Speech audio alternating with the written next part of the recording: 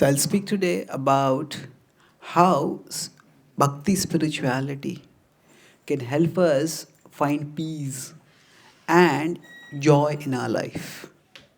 When we come to festivals like these, when we sing devotional songs, when we participate in sacred rituals, we all sometimes experience some kind of peace.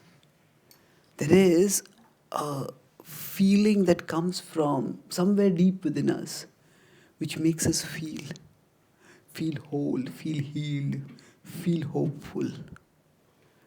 Today we'll try to explore where such feelings come from and how these, if we experience them slightly, how we can experience them more. If you experience them more, how we can experience them regularly. So I'll talk about this in three broad parts. First, I will talk about the mind and why the mind is so agitated. Then, I will talk about the model of the mind, and then I'll talk about the method of bhakti that can help us calm our mind and fill it with joy. We live in a world, so let's begin. The three M's I'll talk about: mind, then I'll talk about model for understanding the mind, and then I'll talk about the method in terms of what bhakti does. Okay, so we live in a world of paradoxes. We have more and more prosperity in the world, and yet there is more and more agitation. We will see that the plight of the modern world is that people are comfortably disturbed. People are comfortable at the physical level, but at the level of the mind, they're disturbed, unhappy, distressed. And it's ironical that as material progress seems to be increasing, somehow at the mental level there seems to be regress. There seems to be greater and greater agitation. More and more people are being sad. Sad refers to not just a state of unhappiness. Sad also refers to the three major mental health problems that afflict humanity today. S is stress, A is anxiety, and D is depression. So now if you look at this, these three mental health problems, they can just strip our life of happiness. We may be comfortably situated physically, maybe in an air-conditioned room. But in an air-conditioned room, we might start sweating. Not because of the heat outside, but because of the heat inside. Because maybe there's so much stress, maybe there's so much anxiety. And this is what is often missing in our progress today. That while we have gained a lot at the physical level, it seems we have lost a lot at a more higher internal level.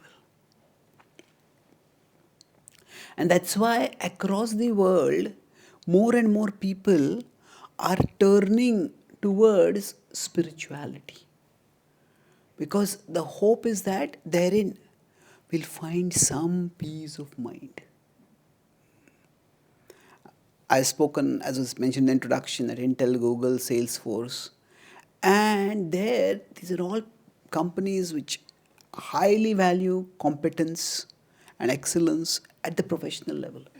And yet, they are encouraging their staff to take time out for some meditation, some mindfulness, some spiritual practices. Why? Because they understand that these will help them to function better. So, in fact, in Salesforce, there's an entire section where they just have a meditation mindfulness hall. And that's a feature now increasingly coming in various places. Because when the mind is agitated, No amount of physical gratification can pacify the mind. Now, when our mind is agitated, we just eat a lot of food. Okay, some food is comfort food, and we may need that comfort at some time. But it is not solving the problem. It is basically we are just subjecting ourselves to a lot of sensations by which we can forget the problem. Mhm. Entertainment industry is such a big industry in today's world. And why is it big? In fact, if say there is some kind of third world war, there's environmental catastrophe, and say the world is destroyed, or life, the civilization as we know it falls apart.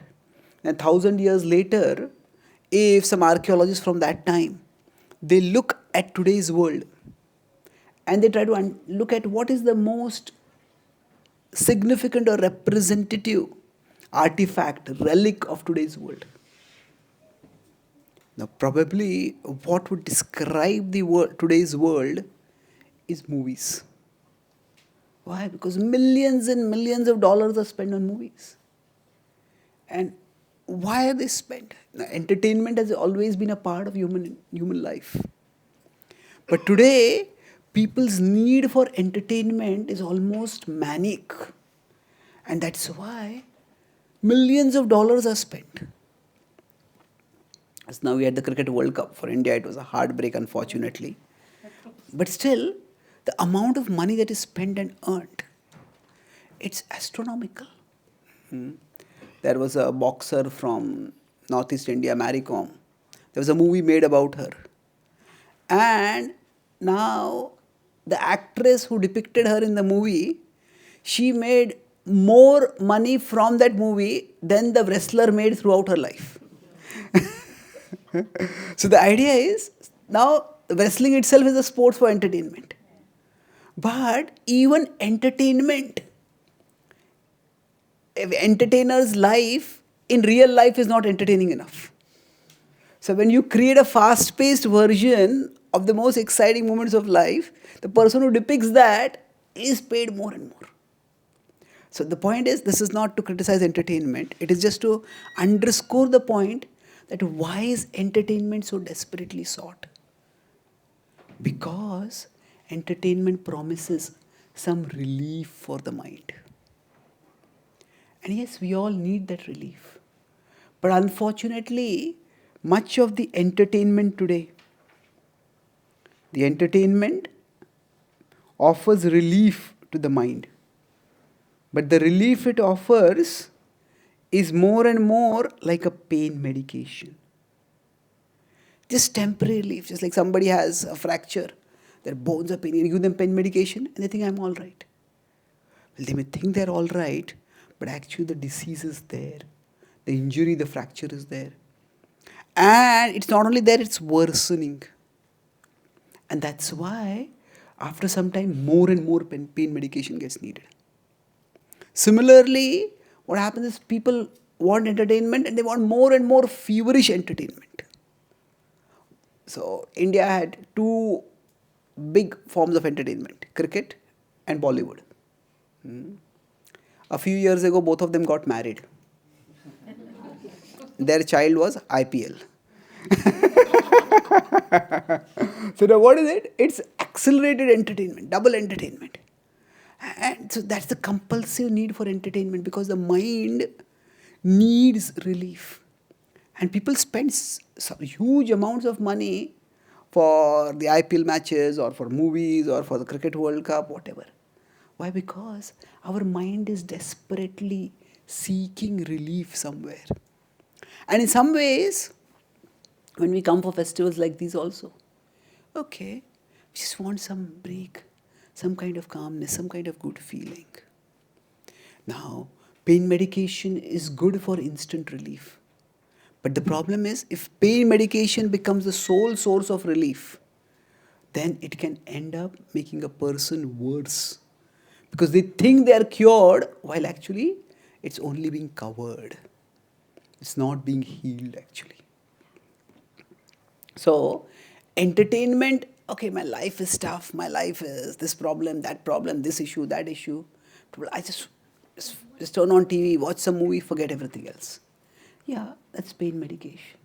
But what we need is, along with pain medication, we also need curative medication. And curative medication is actually enlightenment. Enlightenment doesn't have to necessarily mean some kind of mystical vision. That can be there in enlightenment. But enlightenment basically means that we move towards a life of greater meaning, a life of greater purpose, a life that has more of value. We all wake up sometime, we all think sometime that, is what I am doing really count? Does it count? Does it really matter? We may try to make ourselves important by gaining more wealth, gaining more awards, by doing this, by doing that. But that nagging feeling is there at the back of our mind. Does what I do really count? So enlightenment essentially means it takes us, it provides us a map. What does that mean? Map refers to, it's a life of meaning. How does it matter? Not just meaning, but appreciation.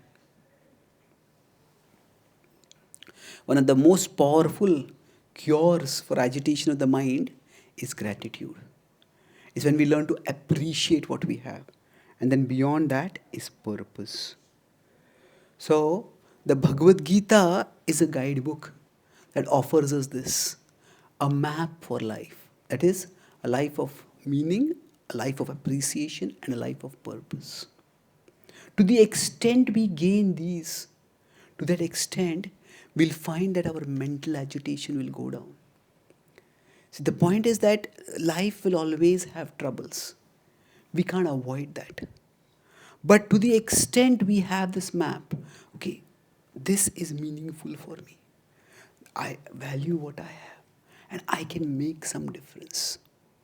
So, meaning means, if you look at this, what this means is, in this appreciation, we value what we have.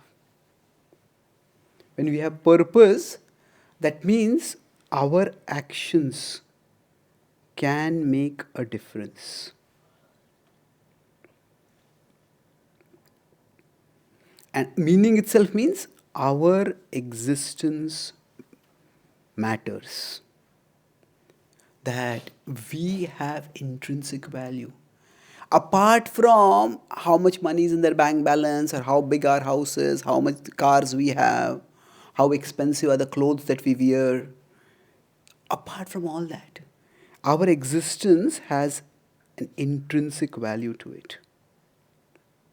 To the extent if we get all three of this, it is a life of extreme empowerment. If we get even one or two of these, that also helps us in calming our mind. So, let's look at what the Gita offers us in this regard. So, why is our mind getting agitated in spite of we having so much comfort and prosperity? That is because while comfort, prosperity and all these are increasing, the meaning, appreciation and purpose, all these three are decreasing. Our appreciation of what we have is decreasing so much because many reasons, but one of them is so many advertisements. So what do the advertisements do? They constantly show us what we don't have. And if we keeps... Can they not coexist? Which one? The comfort and the other things. No, they can coexist. It's not that they can't. I'm not saying we have to become uncomfortable to have meaning or appreciation of purpose. But I'm saying is, simultaneously this is happening, unfortunately. So there is so much craving that results because of so much propaganda that we just start feeling, what I have is of no value at all. Now suppose after this program, there is food. Is there? Yes. So there's no, so no need to suppose, there is. Now suppose there's a special kind of feast over here. where every one of you in your plate is going to get a special dessert, a distinct dessert. Well, one person will have gulab jamun, another person will have jalebi, another person will have baklava, another person will have malpova, another person will have sandesh, another person will have son papdi. Now we all have a delicacy in our plate. But if I'm looking at what does he have? And what does she have? And what does he have? Now I may be tasting a delicious barfi, but that barfi will taste like cardboard to me. Why? Because I'm looking at what everyone else has. And that is one of the main reasons why, although we have comfort, although we have much at one level, but we are not able to focus on that. Our mind goes here, there, and everywhere. So the Gita explains that our existence is three level. There is the soul, mind, and body. And then beyond this is the outer world. Okay. Not visible? Okay. So now, in general, we could compare this to a computer system where there's the user, there's the hardware, and there's the software. So we might have the latest iPhone, but if its software is corrupted, the phone will be there, it will be very nice show, but it won't be of much use. So what has happened is for us similarly, when bodily comforts are improving, but simultaneously the mind is being infected by viruses. The viruses are also increasing. And these viruses are selfishness, ego, insecurity, comparing mentality, and all greed. All these, they just contaminate our mind.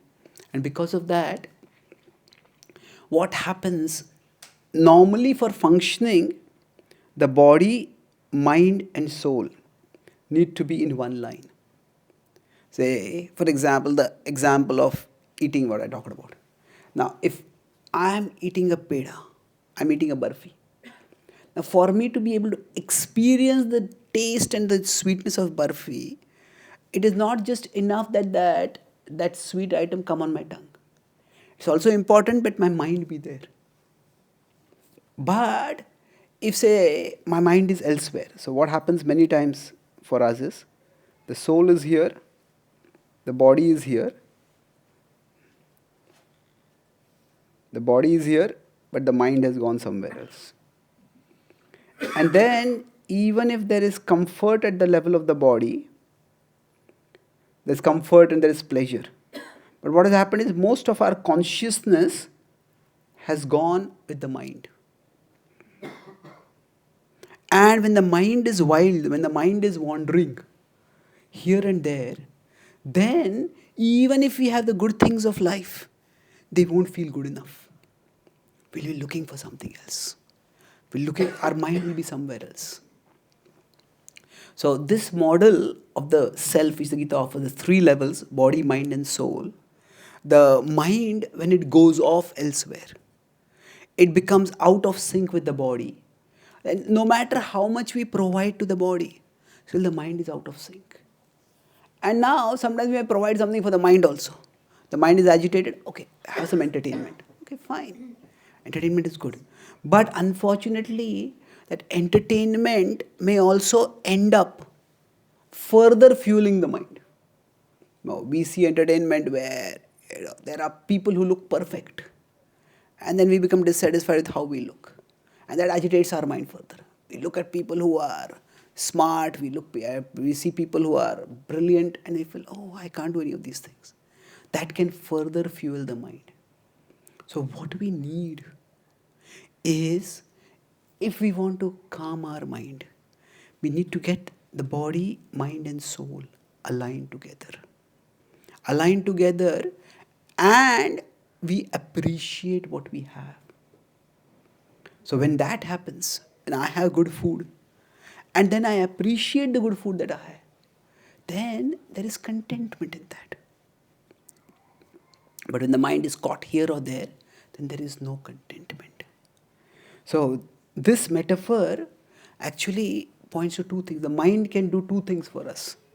The mind can distract, which is what I talked about just now, where we are at one place and our mind is at another place. But the mind can also distort. Distraction and distortion. Distortion means what? We are perceiving one thing, but we are perceiving it in distraction, we perceive it incompletely. That, okay, the food is coming, but I'm not even tasting it. That's because I'm distracted. But distortion means that we perceive things wrongly. So, in general, our mind distracts us from what we have to what others have. And then it distorts the reality. See, distorts the reality means, there was once a woman went to a doctor. She says, doctor, there's a frog in my belly. And the frog is running around and causing me great pain. The doctor told her, no, there can't be any frog in your belly. He said, no, but it is there, I can feel it. The doctor said, okay, tell me about it. He says, I have gone to 10 doctors till now. And not one of them is ready to accept, but I can feel it inside. So, the doctor said, okay, let me do some examination. And now the medical support staff saying, what are you doing? There cannot be any frog in the belly. Doctor did some examination. Doctor said, she has this strong belief. We have to address that belief. He said, okay, yeah, actually you're right. We did some scans. We found there's a frog over here. And then he said, okay, what to do? We'll have to do some surgery. Okay, whenever you want, right away. Okay. So the doctor gave her anesthesia, and they just did some incisions for pacifying her. And he told one of the staff to go to a nearby pond, and they got a small frog from there.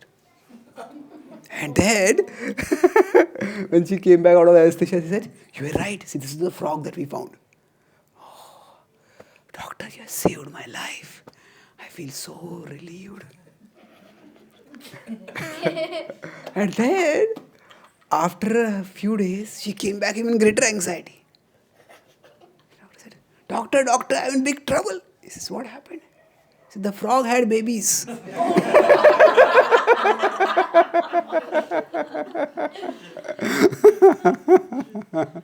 So what happens is, our mind can distort reality.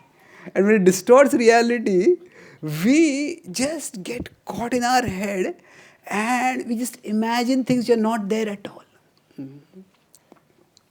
So therefore, this is all. The distortion means the mind disconnects us from reality. And in general, when a person is repeatedly disconnected from reality, that's when we start saying that maybe this person has some mental health problems.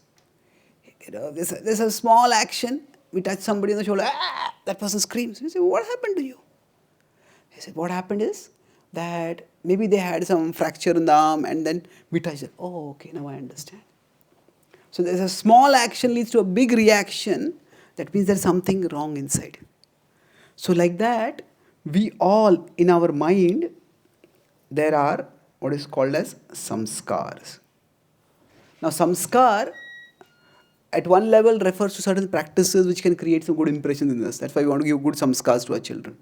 So it can refer to good ceremonies that create impressions. Ceremonies that will create good impressions. But at another level, samskar also has another meaning that refers to the impressions within it. And these impressions are often negative impressions. So from that perspective, samskar, we can say, is some scar. Everybody has some or the other scar in their psyche. Now that scar might come from various sources. Maybe we were in our childhood, we were unfavorably compared with a sibling. And always our parents said, you should be like him or her. And then because of that, we are always feeling insecure and inadequate. And that's why anybody speaks slightly negatively, oh, we just either collapse, implode, or explode. So in this way, we all have these impressions inside us. They cause our mind to get distracted or distorted. It's like the software has got unwanted programs over there.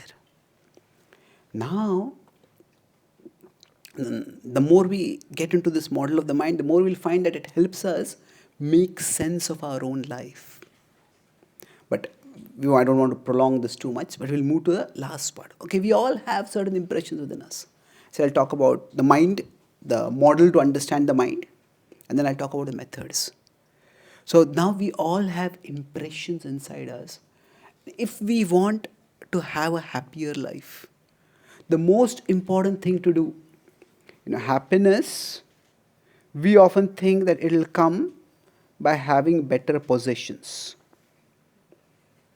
And yes, okay, I have better clothes, I have bigger home. Yeah, all that is fair enough. But what happiness requires much more is better impressions. Impressions in our mind. If the impressions in our mind are not improved, no matter how many possessions we get, they're not solving the problem. They're addressing something different. It's like, say, if there is no water supply in our house, and we're concerned, and we tell the government there's no water supply. We tell the local authorities and say, okay, oh, we have doubled the power supply to your house. Well, the problem was not lack of electricity. The problem was the lack of water. Providing more electricity when we lack water is not a solution. So like that, increasing more possessions when our impressions in the mind are negative, that is not going to solve the problem. So we are working, but we are working at one level, whereas the problem is at another level. It's, of course, we can improve our possessions, nothing wrong in that. But that should not be at the cost of either creating worse impressions or even neglecting and letting the bad impressions be there. And one of the most powerful ways to change the impressions within us is bhakti spirituality. Spirituality in general is about focusing on the unchanging. Spirituality is based on the understanding that beyond this world there is something higher, there's something that is unchanging. Through meditation, through mindfulness, through mantra chanting, what people try to do is we want to shift our focus from that which is changing toward that which is unchanging. Because some people feel that, okay, when I go to a natural place, when I go to some hill station, when I go to some riverside, I feel so peaceful over there. So what we again try to do is we try to expose ourselves to something which is less agitating. And that's good. But again, spirituality is not just about going to a particular place. That can help. But spirituality is basically about shifting our focus of our mind. We need to shift our focus from that which is changing to that which is unchanging. To the extent we have something unchanging to keep our mind on, to that extent we will have some peace in our life. That's why when sometimes we go close to nature, we see the vastness of the sky, we see the hugeness of the mountains. We go into the ocean and see the seeming endlessness of this ocean. We start realizing, okay, my life and my worries and my issues are so small. Do I really need to get so worked up about them? We experience some level of calmness. That's good. But what bhakti spirituality does is something more. What it does is gives us access to the ultimate unchanging reality. The Gita explains that this is the material level of reality, and above this is the spiritual level of reality. And it is at this level of reality that the divine, who we know by the name Krishna, exists. And what bhakti does, bhakti provides us processes, practices for linking with the divine. And when we connect with the divine, when we connect with Krishna by remembering him, then that not only gives us the sense of solace and security, because yes, I'm connecting with something unchanging. But if we practice bhakti regularly, that creates impressions within us. Now, whatever impressions are there in our mind, they cannot be deleted. There is no delete button for our mind. However, what is there inside can be overwritten. So when we expose ourselves to bhakti stimuli, when we come in satsang, when we do activities, bhakti is not just about sitting peacefully. Yes, sitting peacefully can make us calm and it's good.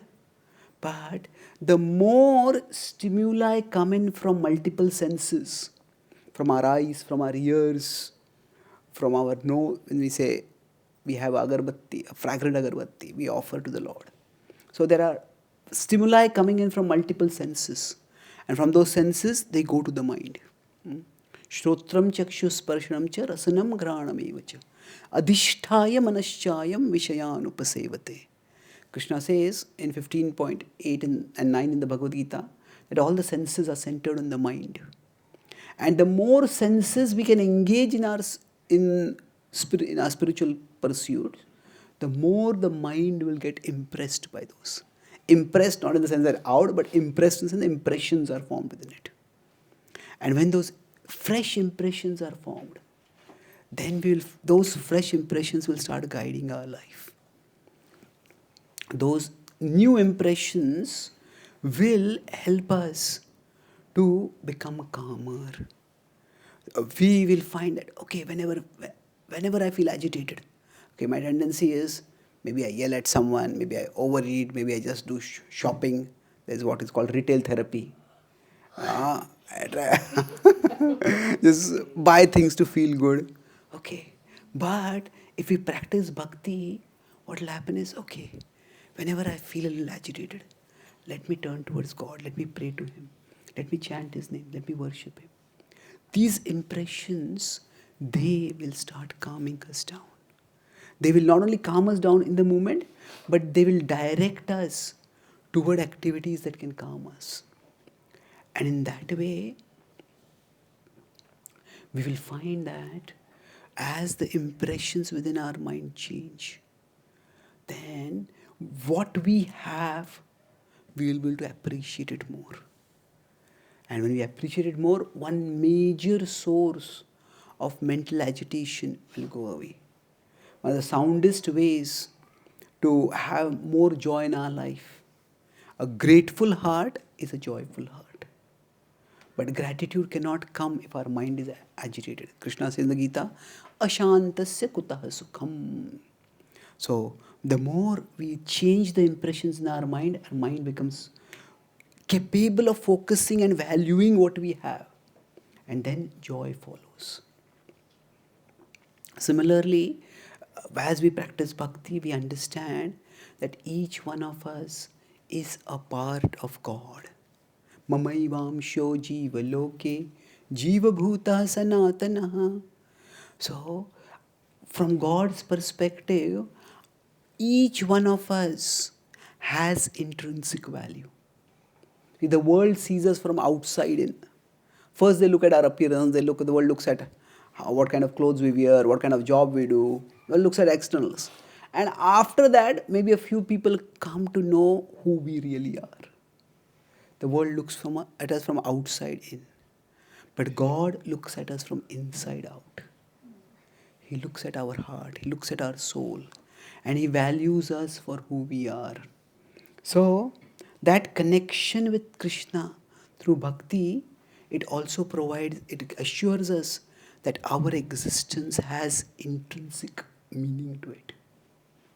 And when we understand that we are parts of God, that means, what it means is we have parts in God's plan. We are parts of God and we have parts in God's plan. And that, okay, whatever I am doing, it's not just I struggling against a big bad world to make my mark or even to survive. It is actually our life and our activities can be a part of a bigger plan if we learn to connect with God in the mood of service. And this gives us that sense of purpose. So, in this way, what I talked about the map, meaning, appreciation, and purpose, all three come in our life by the practice of bhakti. And then we find a peace. Krishna says, a shanti that goes beyond the externals. We can't really forcibly make the outer world peaceful so that we can be peaceful. Yeah, we can try to make our outer world less agitated, less disruptive. But if we want peace, it has to come from within. And when we are connected with Krishna, Naishtiki Shanti, a peace that comes from within and cannot be disturbed. That is what we will, each one of us, find by our connection with Krishna. So festivals like these are occasions for us to remember what is waiting for us if we open our hearts to Krishna and connect with Him through bhakti. So I'll summarize what I discussed today. I talked about three main points. The first point was about the mind. That we see that there is material progress, but there is mental distress. And that is something vital is missing in us. And as this mental distress is increasing, we are looking more and more for what is pain medication. We are looking for entertainment, we are looking for comfort food, we are looking for buying things, but all that is just pain medication. What we need, what our mind needs for actually becoming more and more peaceful is the curative medication. And the curative medication is basically a life that has a map in it. That a life that has, what are the map? Three things: meaning, appreciation, purpose. So, good. Thank you. So then we discussed how can we get that. So for that we discussed the model, that what is actually wrong. Basically, our mind is like the intermediate thing between us and our physical side and the world beyond. This mind is presently, it's distracting us and it's distorting. So when it distracts and distorts, then even when we have good things, we can't appreciate them. We just get caught in other things. And so this is like the software that has become corrupted. So we all have samskaras which cause some scar within us. So these impressions need to be changed. And that brings us to third part, that is the method. The method is what bhakti does. Bhakti is not just about the externals that we do, but that externals, they create impressions within us. They form fresh impressions. So spirituality in general is about shifting our mind from the changing to the unchanging. Now bhakti gives us access to the ultimate unchanging reality. That is God. That is the divine Krishna. So when we connect with Him by that access, by bhakti, that connection gives us sublime experiences. And those experiences create fresh impressions within us. And as those impressions are created, then our mind becomes calmer. As our mind becomes calmer, then we can look at what we have. We can look at the blessings in our life and we appreciate them more. We understand that that our existence has intrinsic value because we are all parts of God. And not only can we have blessings in our life, but if we become parts of God's plan, we act in a mood of service, then not only can we have blessings, but we can use our blessings to become blessings for others, to do good to others. And in this way, as our life becomes filled with meaning, appreciation, and purpose, we'll find that our mind will become calmer and our heart will become richer with devotion. Thank you very much. Hare Krishna.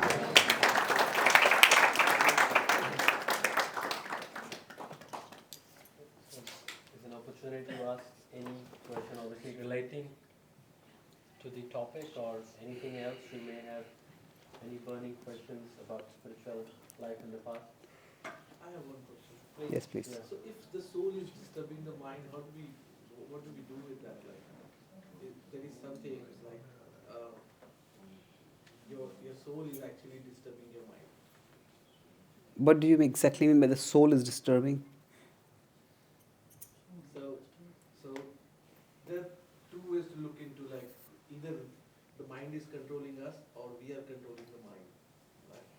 So when we are trying to control the mind, but it's actually distracting and distorting it more when you try to do that. Yeah. What do you do with it? Okay. So when our mind is distracting or distorting us, so at that time we need, so I was talking more from a long-term perspective, changing the impressions in the mind. We are talking more from a immediate perspective. See, generally if you consider these three levels of reality, you could put it in a hierarchy. So there's the soul, mind, and body. So now, when some agitation hits the mind, so we could say it's like, so if there's an ocean and then suddenly there's a stormy wave, there's a tsunami. Now when the tsunami hits, tsunami is there on the surface of it's flowing. At that time, whatever is over there will get swept away. And nobody can stop the tsunami. But there are two ways. Either go down or go up. Now, if somebody is a scuba diver, they go deep into the ocean. Then the tsunami will come at the surface, but below they will be safe. If there's a helicopter above and they get airlifted above, again the tsunami will not be hitting them. So similarly for us, when our mind is agitated, when agitation is hitting our mind, the way to deal with it is, at that time, we can't just deal with the agitation. We have to get out of the mind. So at that time, get our energy down to the physical level. So for example, many times somebody is getting angry or worried or getting panicky or something, just breathe deeply. Now why breathe deeply? Because breathing is something which immediately helps us focus our consciousness on the body, on the activity of breathing. So breathing can, for example, breathing deeply can get our consciousness out of the mind to the body. See, basically, any thought, any desire, any emotion, any image that pops up in the mind, it is there, but it will grow to the extent we give attention to it. If we don't give attention to it, it will be there for some time, it will go away. But now for that to not grow, we have to take our attention somewhere else. So we can get attention down to the level of the body, or we can take the attention up to the level of the soul. So for example, when we do mantra chanting, the mantras are the names of God. So the mantra chanting takes us to the spiritual level.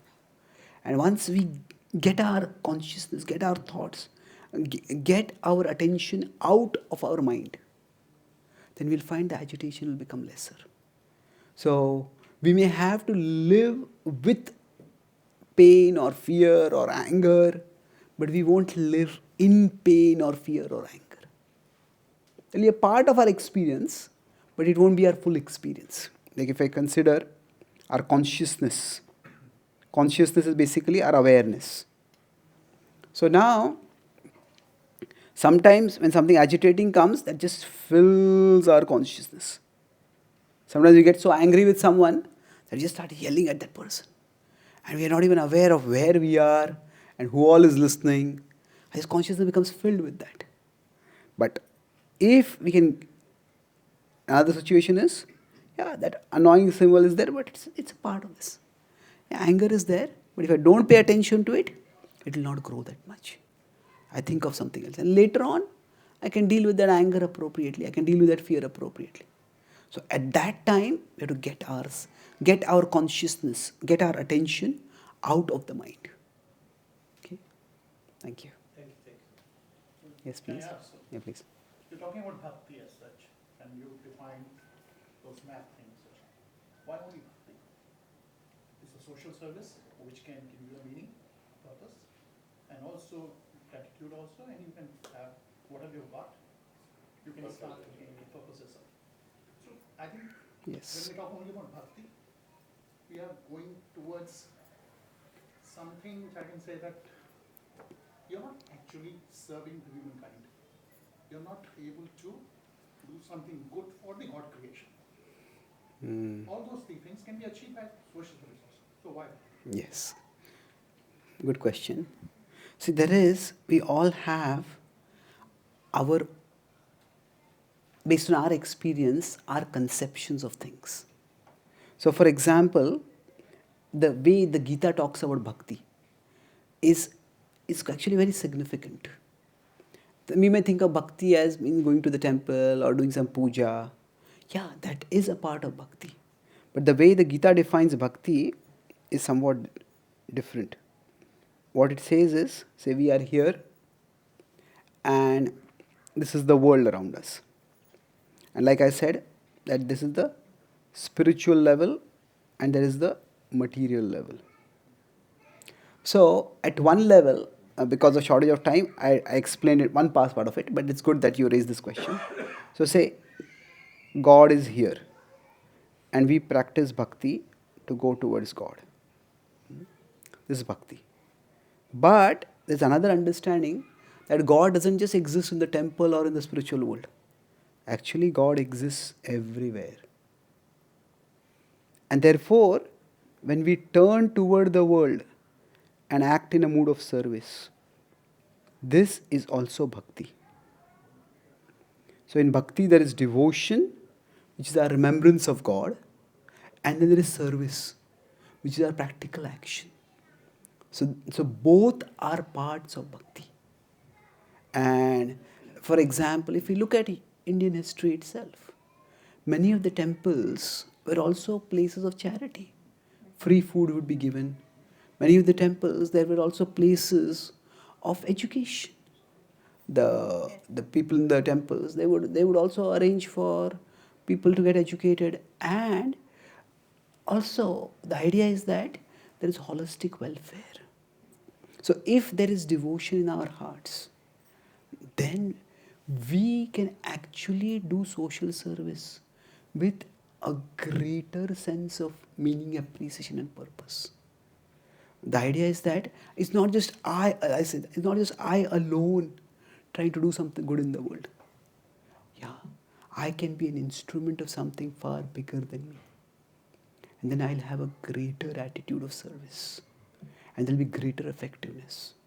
So yes, some people may practice bhakti as a means of turning away from the world and just trying for their own peace. But the saints have always exhibited compassion.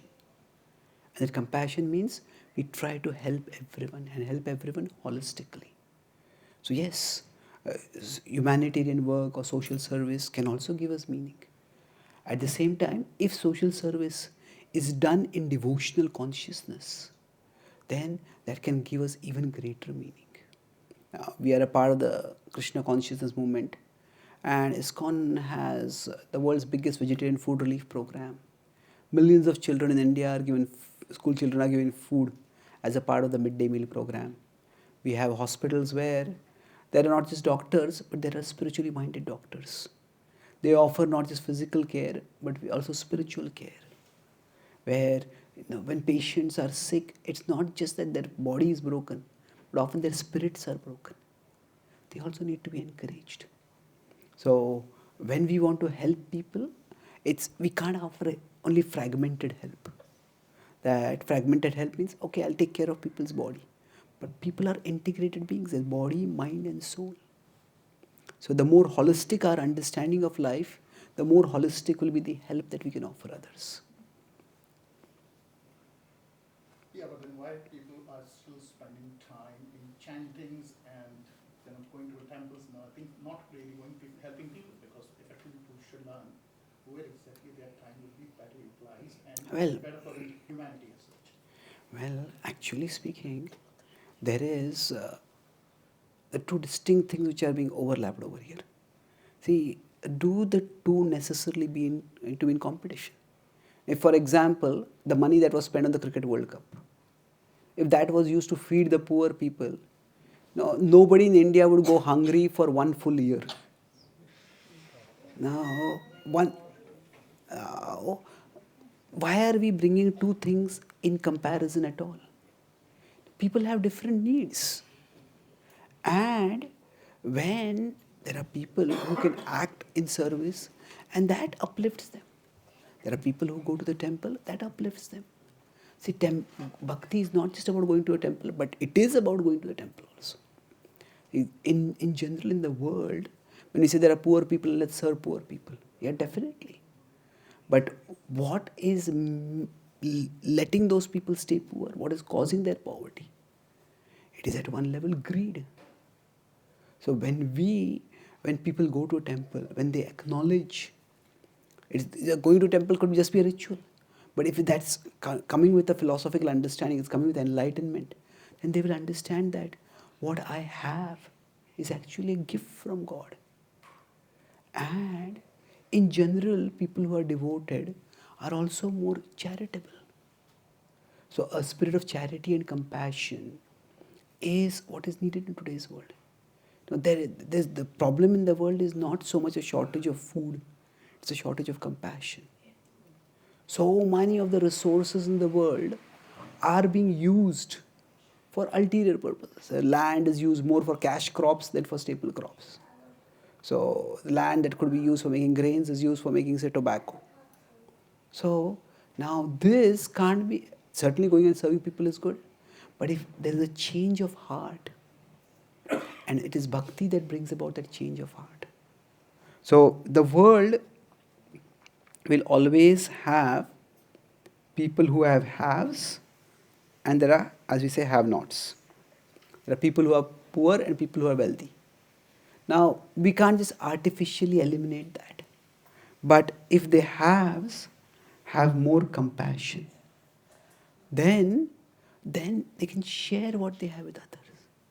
And if they have nots, it's quite easy for those who don't have things to start feeling sorry for themselves and then to get into coping mechanisms that are destructive. So, for example, people may get into, as an escape way for, they may go into alcoholism, they may get into drugs, and they destroy themselves. So, if people who have not, they have greater control and greater discipline over their lives, then when they are given benefit, they can help, they can take help, actually benefit from it. There are many countries in the world which are welfare states. Now, in the welfare states, unfortunately, there are people who get welfare money from the country, from the government, and they use it not to get food for themselves. They use it to take drugs and go high. They stone themselves. So actually, what bhakti does, bhakti is a way of life which can bring about a change of heart. Bhakti can infuse the haves with greater compassion. Bhakti can infuse the have-nots with greater self-mastery, with greater control over themselves. And in that way, from both sides of the economic spectrum, there can be a positive change in society. Okay. Thank you. So, Thank you, Prabhu, yeah. for Actually, just to complete this point, I myself, before I was introduced to bhakti, when I was studying engineering, about 26, 27 years ago, I was a part of a social welfare organization. And I used to go to slums I had a lot of faith in the power of education, so I used to go to the slums to teach kids, offer them free tuitions as a part of that organization. And what I found over there was that while the kids, some of them were interested in studying, some were not, but they all came from dysfunctional families. There was alcoholism, there was domestic violence. I started thinking, really, how much is learning about history or maths or English going to help them? Not that it can't help. So then we tried to get into anti-alcoholism, and we tried to get some experts to talk and inspire the people. And a small slum it was. They all agreed that we'll give up alcohol, and we considered and they did stay dry for some time, sober for some time. We were very happy with that. We considered success, but unfortunately, it didn't last. There was a political election, and at that time, one of the candidates, in order to woo the people, just brought truckloads of booze for them. Not only the parents, but even the kids relapsed, or they lapsed. It was not really for them, but whatever. So that's when I started thinking that, sometimes when we are helping others, it's like pouring water into a leaking bucket. We may be earnestly pouring water, but there's something inside us that seems to sabotage us. And if that is not addressed, then external help will not be enough. This is not to say external help does not have value. But that's when I studied the Bhagavad-Gita, I understood the model of the mind. And then I completed my engineering, I studied software, I worked in a software company for some time, but I felt that I could contribute to society much more by sharing the wisdom of the Bhagavad-Gita. The Bhagavad-Gita the way I see it, is a book for inner empowerment. It can empower us to fight against the darkness that is inside us. And when that happens, everybody can live a better life. Those who have, they can become more compassionate and share with others. Those who don't have, instead of having unhealthy coping strategies, they can get greater sense of self-control in their lives, and they can move towards a better life. Okay. Thank you. Yes, please. Thank you, Prabhu, for the excellent class. I'm just going to move away from this topic, but still relevant. And when we had our introductory classes, one of the slides was more about disciplic succession. And Prabhu, sort of on that slide we had Jesus as there as well, and so was Guru Nanak Dev and things. They're part of it. And Prabhu explained that Lord came in different ways to answer the problems of the people or the questions, at different stages. As Jesus as well to answer the problems or enlighten the people of that era. So the first part of my question is, do you agree to that? Not in the wrong way, but that if you agree to that, then is my second part, which is the main question. Yeah, go ahead. So second part of this question is that if Lord came down to answer the problems or look after people in that era as Jesus, or for Muslims as their God, or for Sikh as their, then what went wrong? Why their religious books ended up just answering those problems? Why they never got those religions guided towards Bhagavad-Gita or this way of liberation? Why this separation was left? Why are we still, as humankind, still fighting between us in these religions? Why was there no joining force? That joining bridge was never created by Lord. Okay. I mean, why we humans are suffering because of that? But if God came in those, Okay. space, shapes, why that bridge was not created? Yes. I didn't say that God came. Yeah, I said different people came at different times, but not God. Okay, that's fine. Okay. Yeah, it's a very important question. That basically, are the various religions coming from the same one God? And if they're coming from one God, then why are there so many differences which lead to so much dissension and destruction in the world? Well, let's take it for the first part. If we consider a mountain, so the bottom of the mountain is material consciousness. The top of the mountain is spiritual consciousness. And we could say God exists at the top. So different religions are like different paths to climb up the mountain to ultimately reach God. So, in that sense, the various religions in the world are meant for the same purpose. Now, because now there are different paths up the mountain, does not necessarily mean that all the paths are equally comfortable or equally uncomfortable. It also doesn't mean that a path up the mountain that was accessible 100 years ago is equally accessible today. But in principle, in terms of the original purpose, the various religious traditions across the world are meant for elevating human consciousness. So, having said that, now there are differences, and those differences can become destructive. Now, why are there differences? If we consider religions across the world, all religions have something esoteric, or you could say essential, internal about them. And there is something exoteric. Exoteric is external. So now, like again, going up the mountain, say one path might be very rocky, another part might be very marshy, other path might be very windy. So then the equipment that you need for climbing up will be different. All are climbing up the same mountain, but because the path is different, the equipment will be different. So now, in different religious traditions, say God may be offered respect in different ways. We may fold our hands. Some people may hold their hands ahead of them. Some people may move their hands in mass. The principle is the same. That it is respect that is being offered to God. But the external actions are different. Now, in general, the tendency of people is to to get caught in externals. And they get caught in externals, and when the externals are different, that can start leading to conflicts. So if you consider, say if you go from Australia to America, now here we travel on which side of the road? Left. And if you go to America, they travel on which side of the road? Right. Now, it's the same, in one sense, traffic, same road transport system. The rules are opposite, although the purpose is the same. The purpose is smooth and safe road transportation, but the rule is opposite. Now, if somebody from